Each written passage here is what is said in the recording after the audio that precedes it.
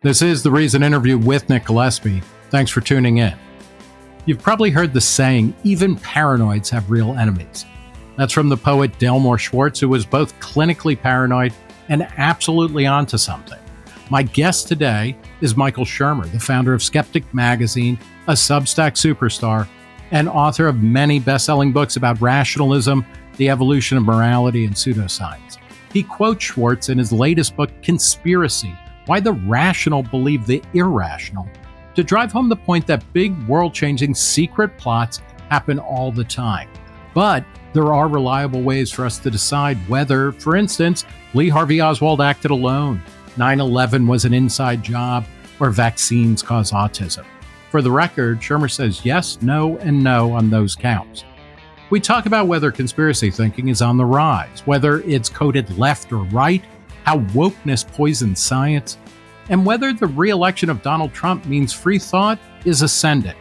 This interview was taped at a live event in New York City in January. Here is the Reason interview with Michael Shermer.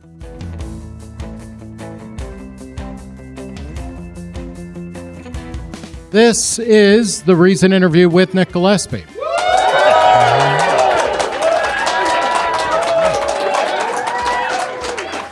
All right. Happy 2025 to everybody.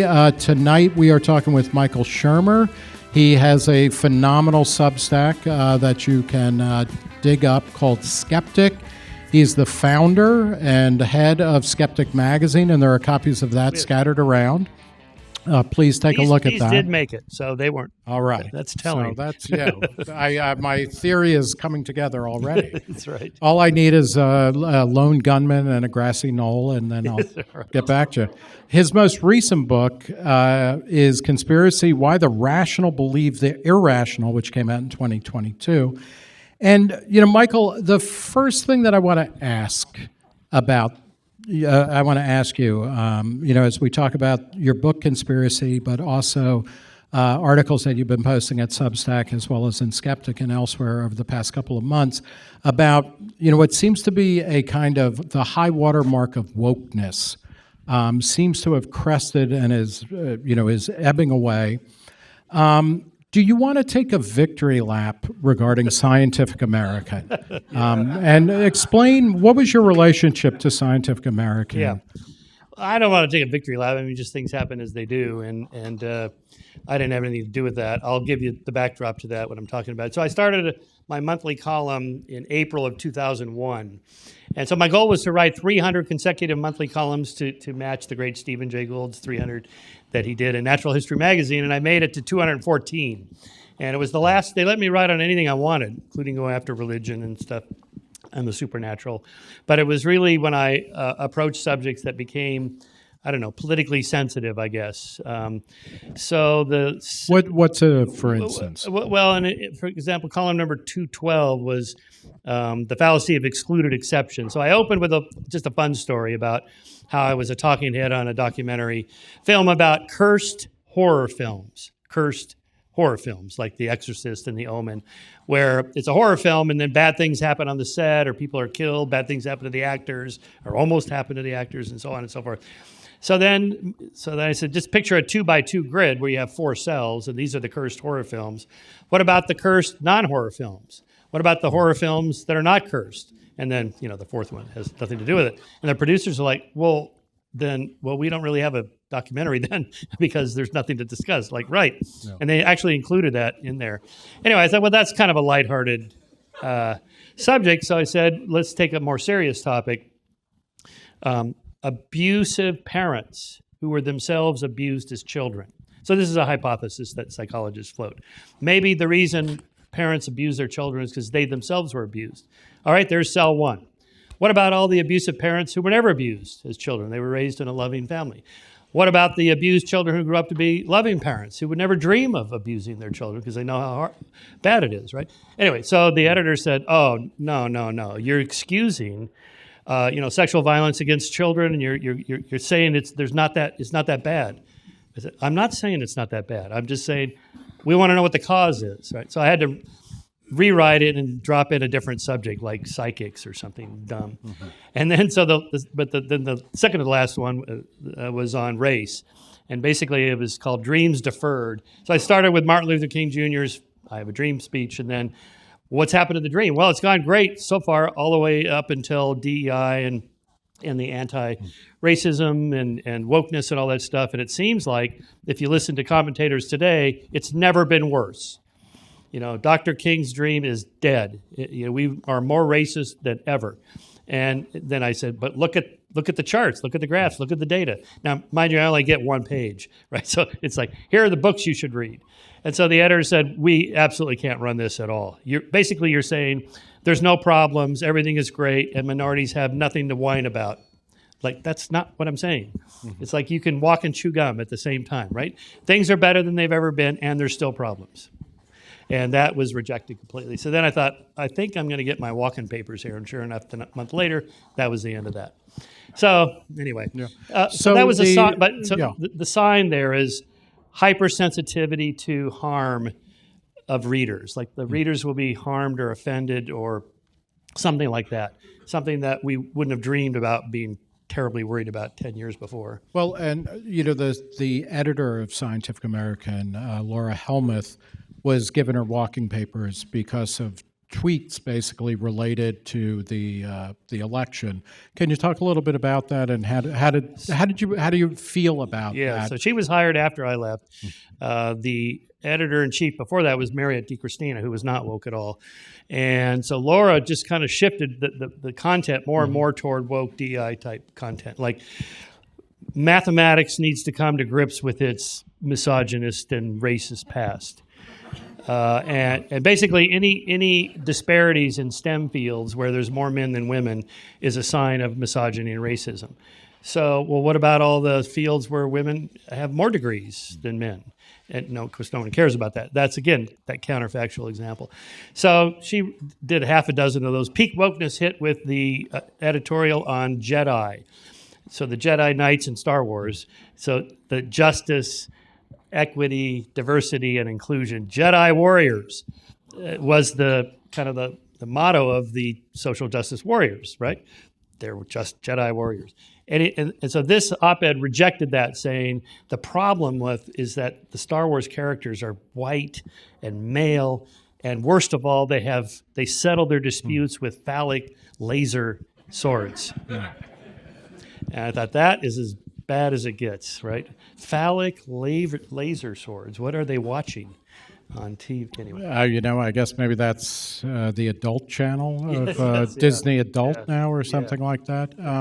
Let's. You recently wrote 2 articles, or a 2-part series of essays. Why I Am No Longer Woke. And you talked about in the first one, you said, these were from late last year, beginning of this year, at your Substack, which is available to all for free. You asked for donations, which is fair, for Skeptic, which is published by a nonprofit.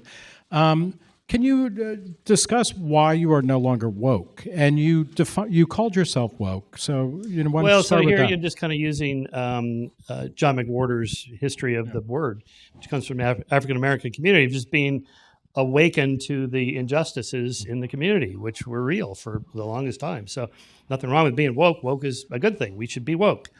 But that word is now, as John has tracked, has changed dramatically to mean something quite different. So I basically said, I'm not that anymore because that has now changed. But you said that because you cared about issues about equality under the law and about equal opportunity and things like that, that you would qualify as woke. Yeah, I would think you so. are very tolerant of alternative lifestyles and things like that. That's a good libertarian way to put it. Yes, I think that's right. I mean, we should all be woke in that sense, right? It's sensitive to injustices and so on.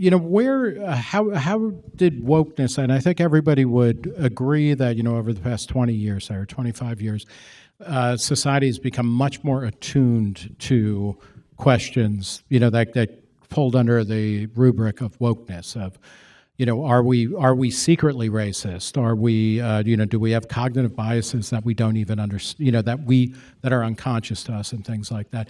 Where did that come from? Well, so I think if you take the long history of civil rights movements, abolition of slavery and torture and so on, civil rights, women's rights, gay rights, animal rights, and so on, the big issues have been largely solved, and we're just kind of fine-tuning them here and there. And so I think this is my interpretation of it. Young activists that want to do something. I want to get out there and make the difference. I want to change the world, and so on. What's left? Well, they're mispronouncing people, and I'm going to get out there and march about and microaggressions, and we got to create safe spaces. And so everybody's concerned about, kind of harm reduction-based morality. And the threat of harm used to be pretty significant, and now it's not as much anymore. But the moral emotions that people carry are still get ramped up because with the negativity bias, we notice bad things more than good things and so on. So, and it happens slow enough on the decadal level, you don't quite notice it. So college kids today have no idea what it was really like in the 1950s, and they just think, well, it's as bad as it's ever been. Availability heuristic, whatever's on the news, there was a police video of, and so on, and then they lose their minds and they got to go out and march about it and something like. So I think that's probably what's going on. Outside of universities, I mean, it's also, it entered corporate America in a pretty big way. And if it's being pushed by young people, do they really have that power? Or is it more complex? No, wow, do they have the power? Well, I realize it was a million years ago, but when I was in college, the one thing you knew as a student is that nobody gave a fuck whether you were there or not, really, right? Right. So, yeah. But I do think there's been some other shifts, for example, from equal opportunity to equal outcomes.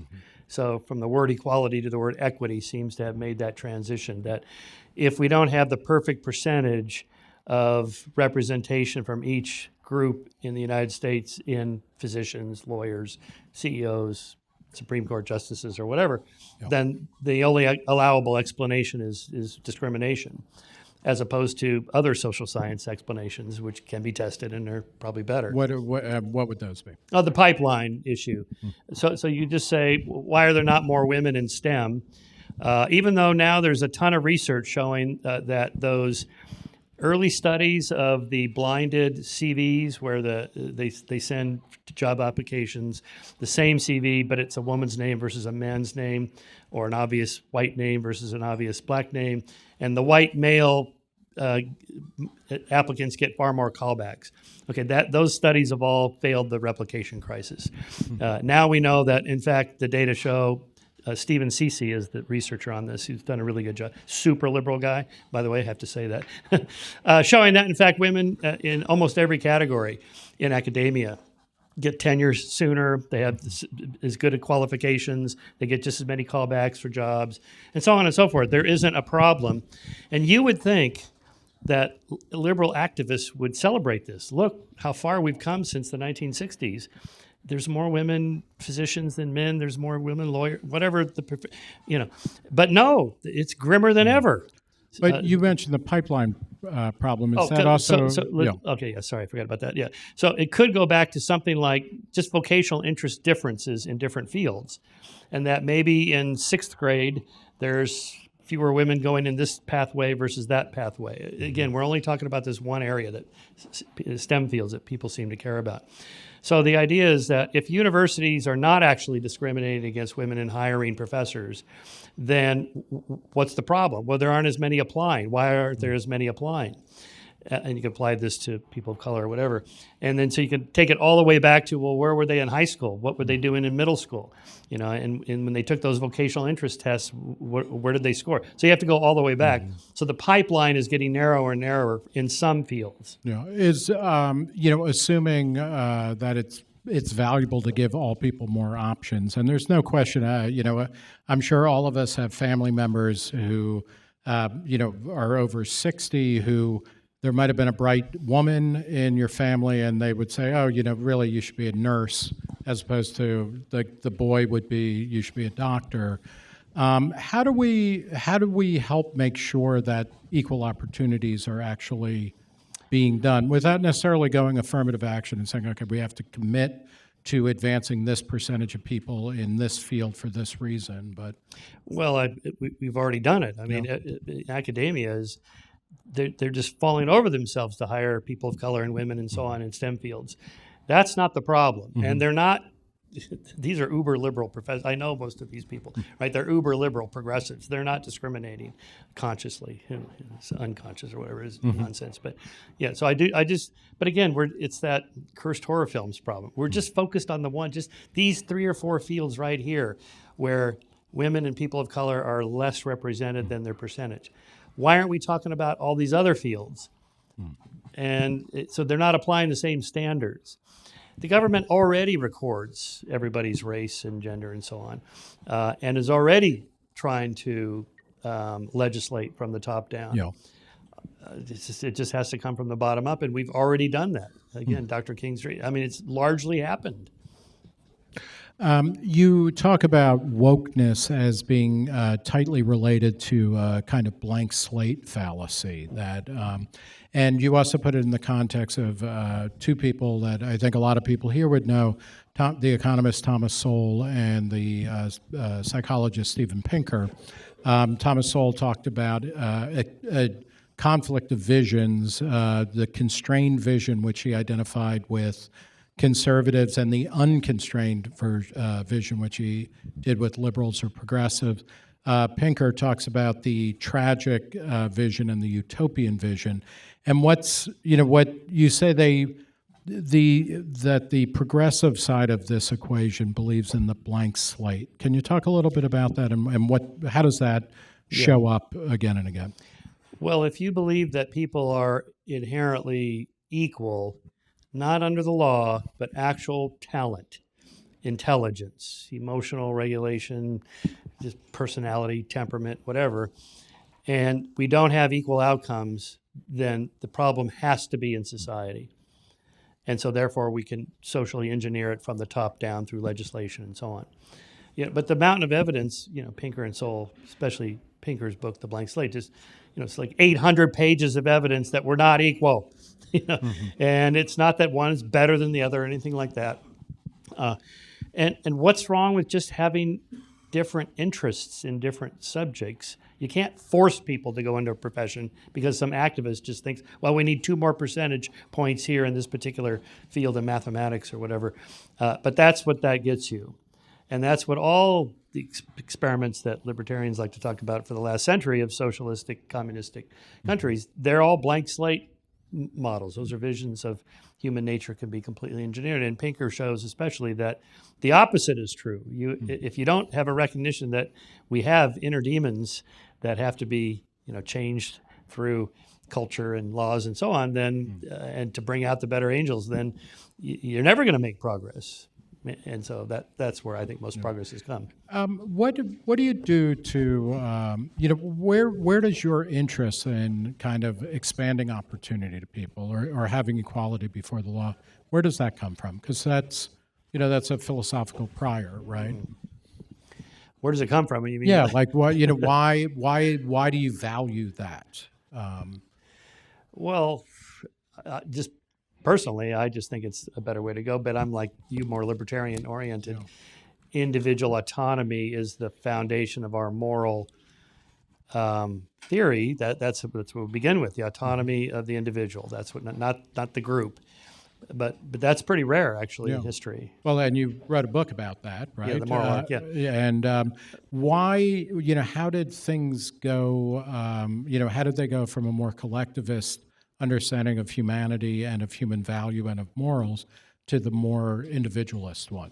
Well, that's really the Enlightenment and like Jefferson and Hamilton and all these guys that from Locke and Rousseau and the social contract, that the individual is the foundation of a society. Mm-hmm. Even if you argue that the individual should give up some rights to get more freedoms or whatever, it's still the individual.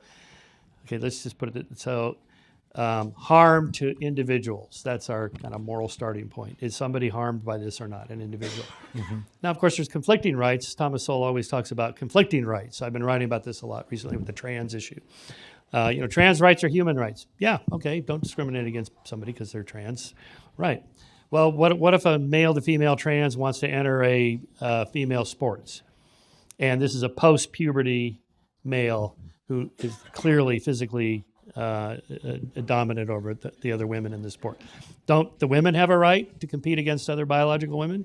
So you have conflicting rights. You can't have everything, right? So, yeah, and you make an interesting argument about abortion that's related to that.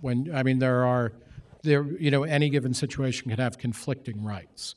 So, the right of Leah Thomas to swim in women's competitions in college, she has that right, but then it conflicts with biological women who want to compete against other biological women. Yeah. But you transpose that, I thought, in a really interesting essay about abortion rights, where there can be conflicting sets of rights.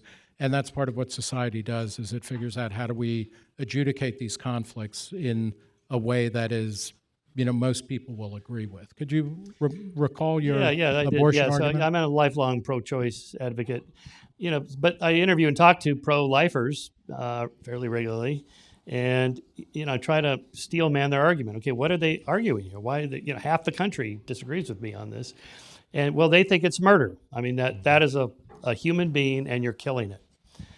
Okay, it's certainly something that you're killing. It's a living organism. It's a potential human.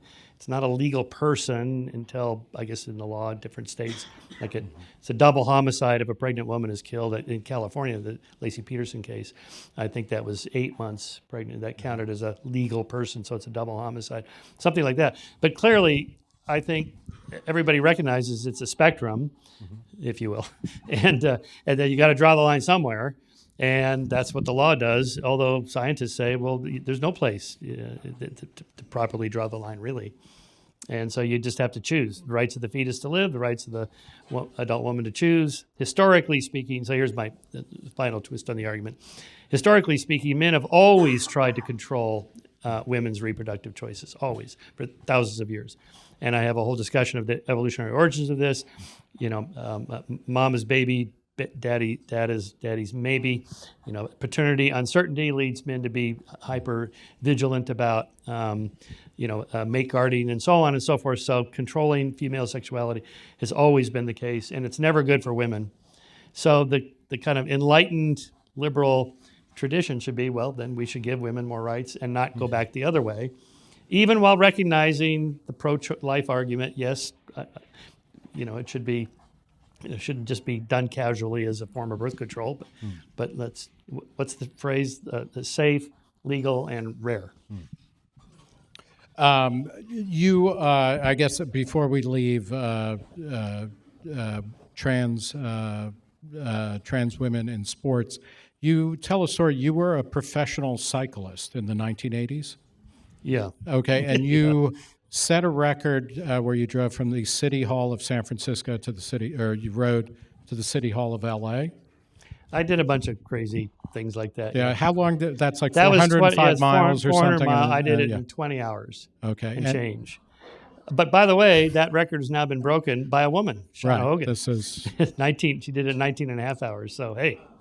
Yeah, and you asked her in one of your stories, you asked her, does she think that that trans women should compete in female categories, and what was her response? Yeah, well, so the Race Across America that I did 5 times, and there was the race director for a decade. Explain what that is. That's the transcontinental LA to New York nonstop bike race. Everybody has their own support crew. So we are talking with a crazy man. Yes, I can totally. It's like, yeah.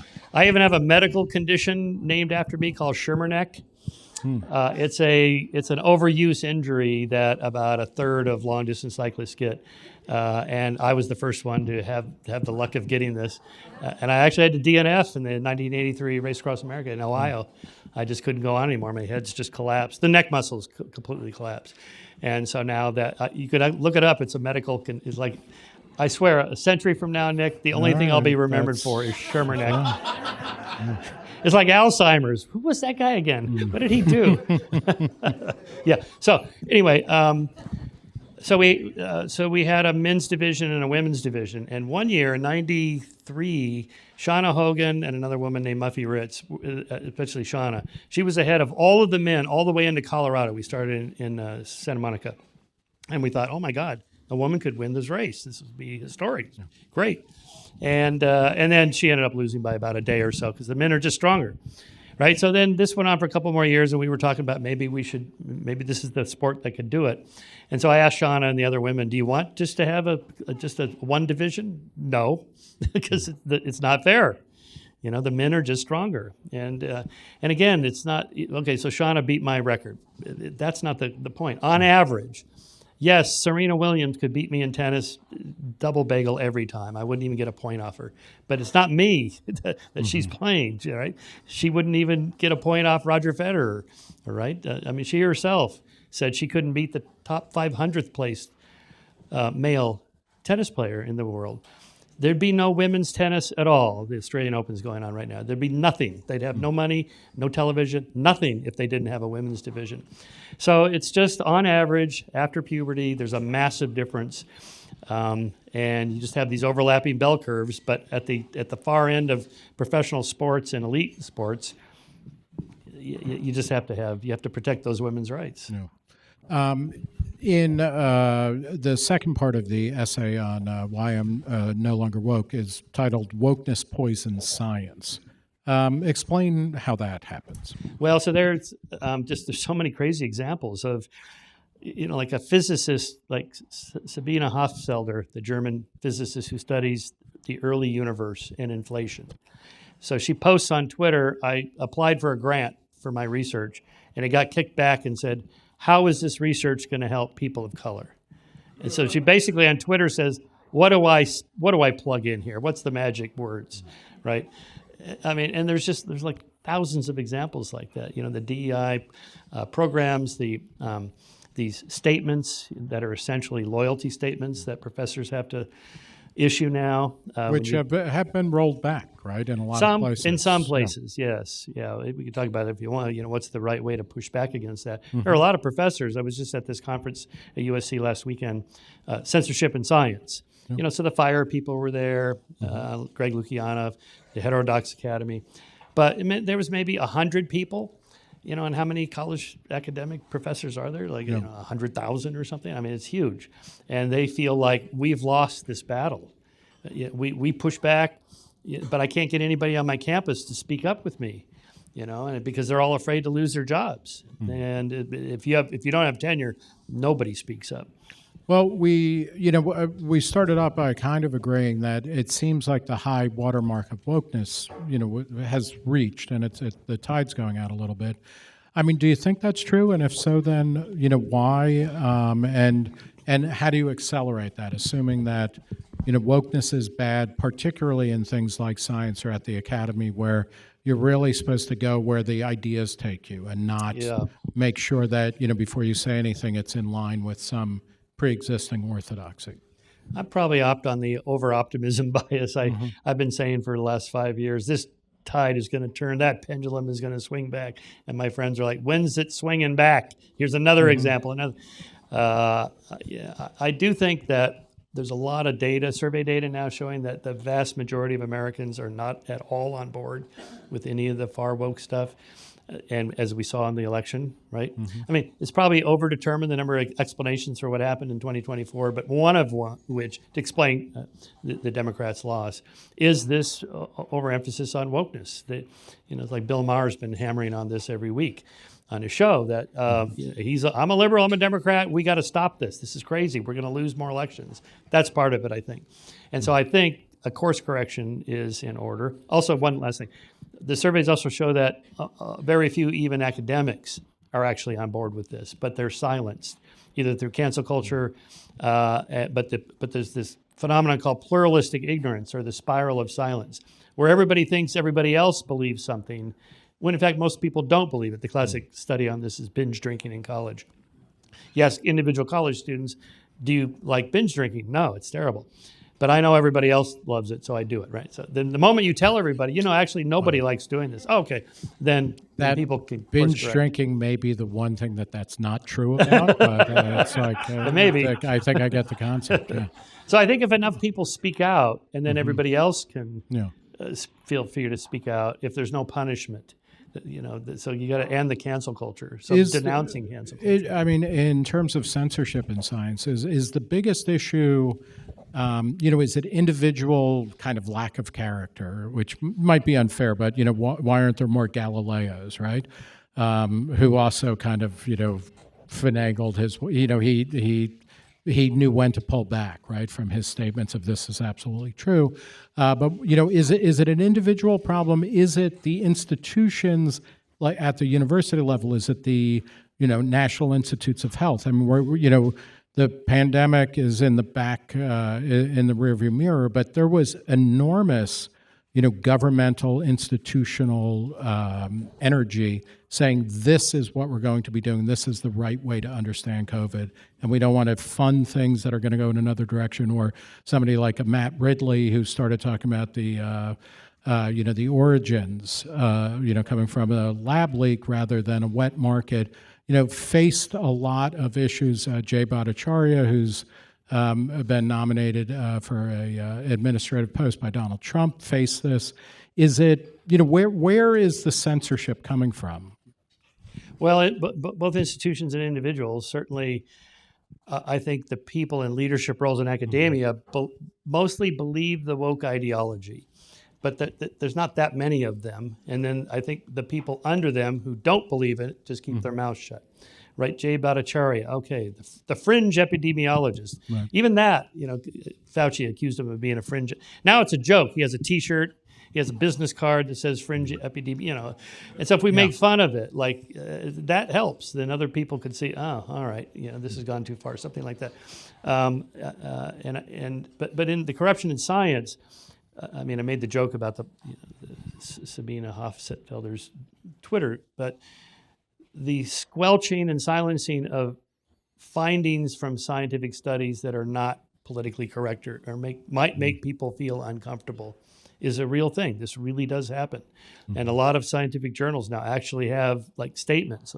If you submit something that could be offensive to a group, then we won't publish it. They just say it right there in print. Mm-hmm. And so now that we have the Journal of Controversial Ideas that says we're not going to do that, right? We have the University of Austin, the Peterson Academy. There's market solutions to this. I'm hoping, the Journal of Controversial Ideas, they put in offensive remarks. They put in old Red Fox routines in the middle of stuff. Is that the best way around? If when somebody like Steven Pinker talks about, here are 5 steps to reform Harvard and higher education, that's part of it, right? Working within the system. But then, how important is it to build parallel or alternative institutions that are like, hey, you know what? Yeah, keep doing what you're doing. We're going out here and we're going to have some fun on the frontier. Yeah, well, the libertarian solution is just build your own institutions that don't do that. University of Austin being a case study there. And so, someone like Steve's not going to run off and start a new university. He's at Harvard, but he can reform it from within because he's not going anywhere. He can't be canceled. So he can stand up and say, we're not going to put up with this anymore. And what's anybody going to do? No. They can't do anything, right? And now he's got a couple dozen. I guess they can go to Yale. I don't know. Go to Yale. To go back to the Trump phenomenon here, another person that he's appointed or wants to have as his Health and Human Services Secretary is Robert F. Kennedy Jr., who is kind of interesting, right? In the sense he wants to do, or he's called out for real change in the way that the FDA operates and. What drugs the DEA says are allowable and aren't and things like that. He also believes in every possible conspiracy theory. He would be watching every horror movie and being like, yes, every quadrant, there's a million conspiracies. Yeah. How do you make sense of, from a policy point of view, is what's necessary for policy change to have people who might be a little bit nuts, but are just like, fuck it, I'm changing the culture here? Or does that discredit the idea that we need to get back to what science or what rational discourse is supposed to be about? Yeah. The thing that bothers me about RFKJ is that he does make some good points, But then he goes off the deep end, and so anybody that watches, if you watch him on Rogan long enough, it's like, oh my God, this. So the first things he said, like the regulatory capture by Big Pharma, that's real. That really happened. I mean, they just bribed regulators, Purdue Pharmaceutical and the Sackler family. They just paid people off to get their drugs through testing and so on, and they knew they were addictive, and so that's true. That's that has to be stopped. And then the stuff about diet, American diet is pretty bad. I mean, this is pretty clear now why we have an obesity problem. So all that stuff is good. But then an hour later, the CIA shot my dad and the lizard aliens and I don't know what. He's off and running, and then you listen to that and you're like, oh, well, forget the diet stuff then. That's the problem. So we have to stay focused on what's true throughout everything, not just like, here's some good things, and then I also have these other crazy ideas I want to talk about. I thought it was okay, by the way, on the censorship thing. I thought it was okay. He was on Rogan. People were complaining that Rogan had him on there. He'll talk to anybody about anything and believe whatever the last thing somebody told him. And okay, that's what you're getting with Joe Rogan. You're not getting 60 minutes with a team of researchers that are going to put the hard question. He's just talking to people. That's okay. Have you been on Rogan? I've been on, 7 times. Okay. Yeah, okay. But probably never again. I don't know. The last time I was on about conspiracy theories, he was not happy about the JFK stuff because I'm lone assassin. That's it. Not 100%, 99.9%. And that assassin is named Lee Harvey Oswald. Yeah, right? that's the guy. So That's the guy. Yeah. Let's. He did it. Yeah. Let's. I want to talk about that a little bit in depth because the JFK assassination is kind of paradigmatic of conspiracy thinking, particularly in any of our lifetimes. But first, you talk about the main thesis of Conspiracy, the book, which is why the rational believe the irrational. You talk about conspiracism as being a kind of rational response to a world that is incredibly complicated and bizarre. Can you talk a little bit what you mean about conspiracism and why conspiracy-like thinking kind of makes sense? There's an underlying rationality in that the world's a dangerous place, and people really do conspire to do things against other people. The very definition of 2 or more people in secret plotting to do something to a third person or agency that's illegal or immoral. This happens all the time, right? I mean, Volkswagen is conspiring to cheat the regulatory state in Europe for its emission standards. That happened. Watergate, Iran-Contra, all the shenanigans. Again, not to make it a little too boomer-centric for everybody, but I mean, you talk about when the Church Committee came out with its findings in the mid-'70s, and this is after Watergate and after Vietnam and after a lot of lies. They brought the receipts and they showed things like MK Ultra, the CIA's attempt to, use psychedelics to, create mind control drugs. And it was like nobody would buy this if it was fiction, right? So we know that conspiracies are happening all the time. MK Ultra is the fascinating one. The guy who ran that program burned all the papers after he left. And so we don't have much of a paper trail, but there's enough. Clearly, the CIA was doing this. And then there was COINTELPRO, which only happened with a break-in to an FBI office by some hippies back in the day. No, it was a couple of professors from Temple and Swarthmore. Yes, that's right. So it was like these pipe-smoking, turtleneck-wearing hippie professors who broke into the FBI office in Media, Pennsylvania, outside of Philadelphia. And that's why we know that there was a massive program to infiltrate and kind of provoke all types of anti-war, civil rights, even right-wing groups into violent action. Yes. So half the people in an audience like this, if we were having a civil rights movement, would be members of the FBI. Right. And maybe they do a few things to instigate violence, and then the group gets some bad coverage, and that makes us all look bad. That actually happened.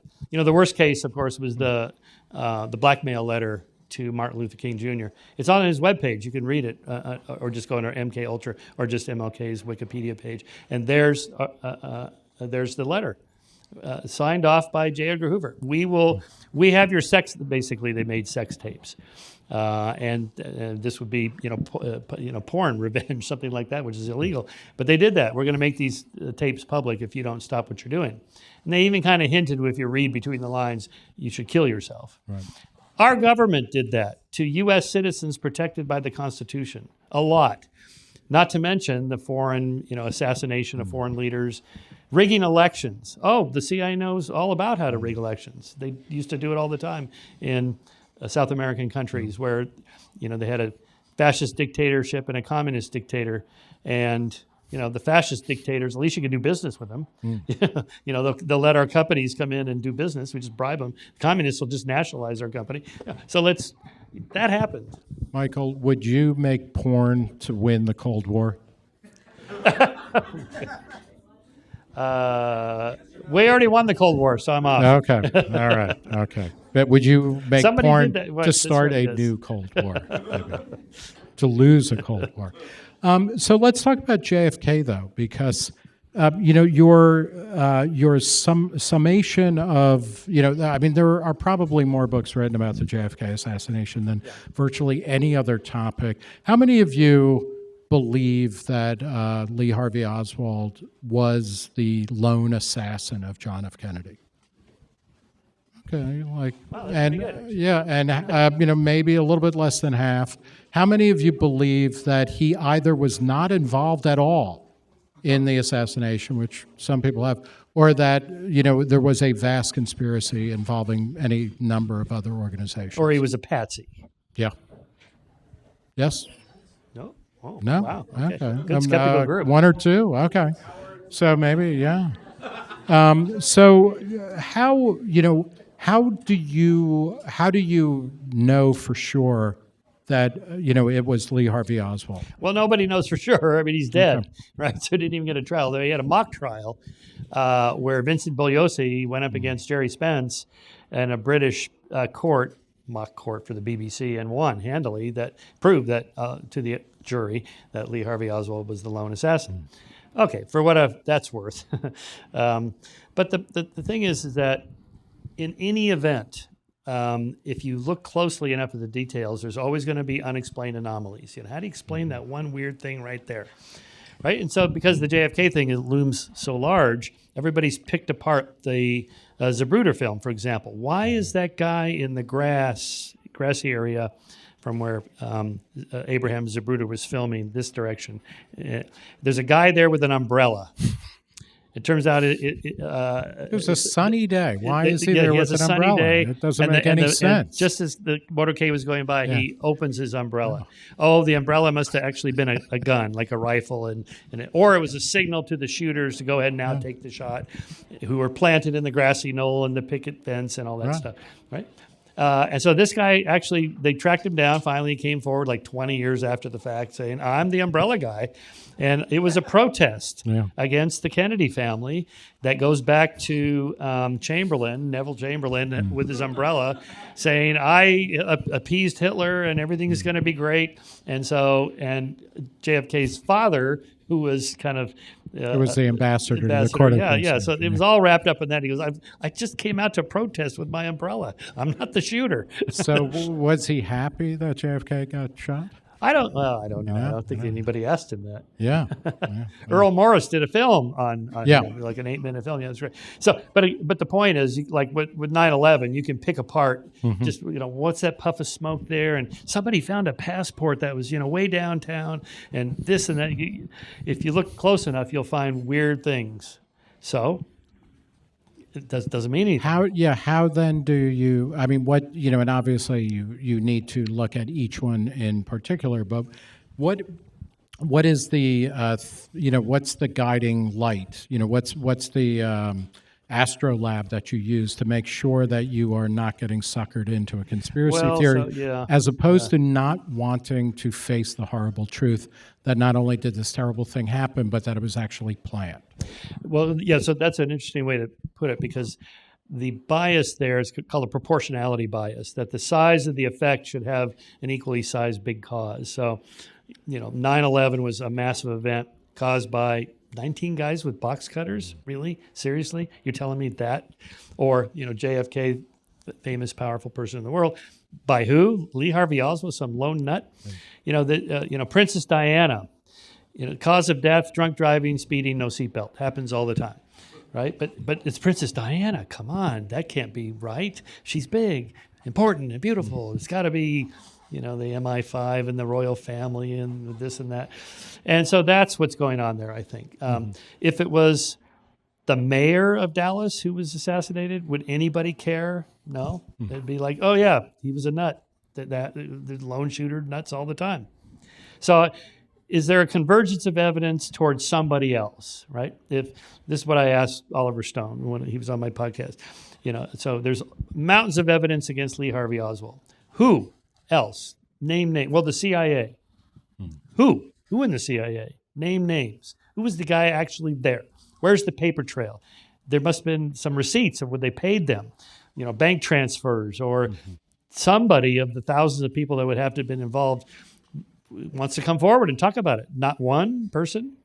And then in the form of negative evidence, WikiLeaks and all the millions of classified documents that were illegally leaked. Not one document in there about JFK being part of a FBI or CIA. And by the way, nothing about the fake moon landing, nothing about the aliens in Area 51. So you agree it is fake? Right? Yes. You called it the fake moon The fake moon right? landing, Yeah. yes, right, yeah. Just very quickly, it was only a couple of weeks ago that those of us who live in the New York area were talking constantly about a bunch of UFOs in New Jersey. Yeah, what happened to those? And they had visited before in the 30s, in Orson Welles' War of the Worlds. Explain that phenomenon of where, and you talk about UFOs because in 1947, the first the first sighting of what became known as a UFO happened, and there was a spate of sightings, and then they kind of disappeared, then they come back. What's going on when we see, a bunch of UFOs showing up all out of the blue?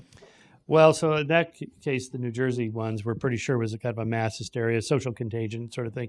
Because there are a lot of things in the atmosphere that most people never notice until you see a news story like, oh, there's some weird things in the sky. Then everybody goes out, oh, I just saw something weird. Right? A lot of them turn out to be Elon's satellites. When they launch these satellites now, the little tiny ones, they're released in a string of satellites. So just like every 100 meters or so, they release them, and then they slowly pull apart as they circle. So I saw, because I live in Santa Barbara, just below Vandenberg Air Force Base, where they launch these, and I've seen them go over my house. Just there's like a string of them. If I didn't know, I'd think, whoa, okay. And so if I don't know, then there must be something spooky. That's the idea. And so I'm always amazed at how many people don't know what Venus looks like. It is really bright. And I'll be walking with friends or whatever. Like, hey, there's Venus tonight. How do you know that's Venus? Because it was Venus last night. I mean, don't you know? I mean, it's the moon, Venus. Jupiter's the other bright one. People go, how do you know that's, oh my God, that's Jupiter. How do you know that's Jupiter? Because it was there, Yeah, so I think a lot of people don't know that. Satellites and even the famous Jimmy Carter UFO that finally got tracked down that it was a rocket launch. Because they always said, oh, he mistook Venus. That isn't it. He knew something about astronomy. That it was a rocket launch because he described the colors as it was moving away, the colors that it was releasing. And these were different stages of the rocket launch, turns out. And they even because he had the date when he saw it, and they even tracked down the actual launch. Yeah. Anyway, so that's it. It's just, people noticing. Are we in a kind of golden age of conspiracy thinking? It seems, there are right-wing versions of things like, QAnon has faded, whether it comes back, who knows? But, there's a lot of, every election that Donald Trump is in is a vast conspiracy. Even when he wins, usually he's like, too big something's not right here. Yeah. And then on the left, there's tons of conspiracy theories about, these dark, shadowy forces that are dictating everything.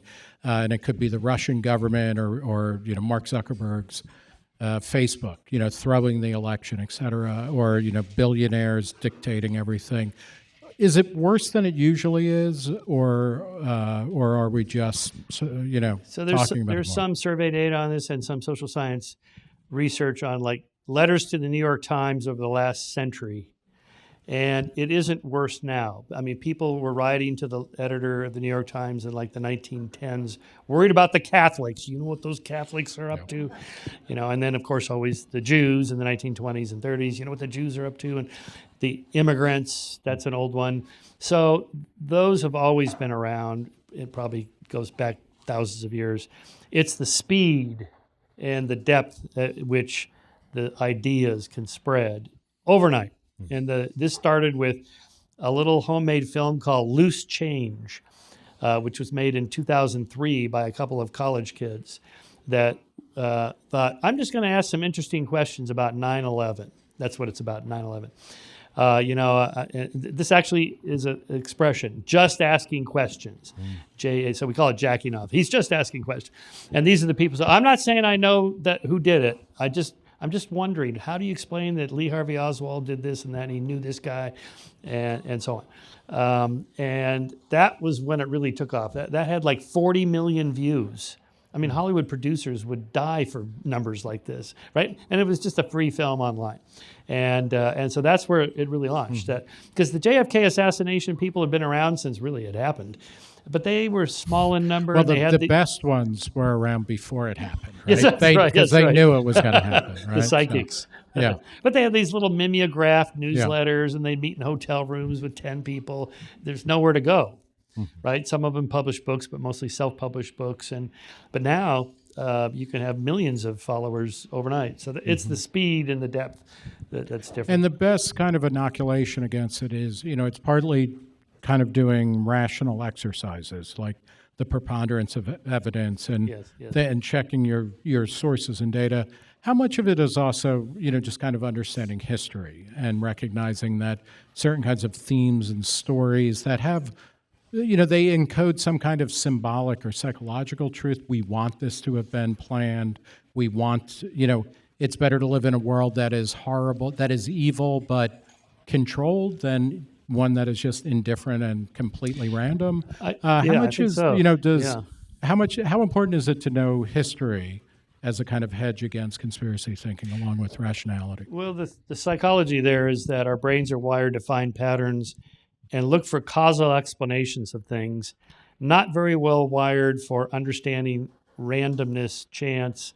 Highly improbable events will happen a lot if there's a lot of things going on. We're not tuned for that. So examples of this that I use in the book, like when Steve Jobs released the iPod, remember the iPod? And then they introduced the random shuffle feature. And customers complained, my song list is not random because some songs keep coming up over and over and others hardly ever get played. That's random. It's clusters. Right? Gamblers think that a proper flip of the coin or red, black on the roulette, it should be just, red, black, heads, tails. But in fact, they cluster. You'll get 4 or 5 heads in a row and then 6 or 7 tails in a row. This happens all the time. So randomness, mostly life is random. Mostly no one knows what's going on. But then we just immediately impose pattern on it. And the last element to that is it's kind of scary to think no one's in charge. You mean shit just happens? Yeah. But I want something behind the curtain that I can pull back and go, there it is. Now I feel like I have some control over elements that happen in life. I think that's really what's going on. All right, we're going to end our conversation there. Please give a big round of applause for Michael Shermer. Thank you, Nick. Thank you, everybody. Okay.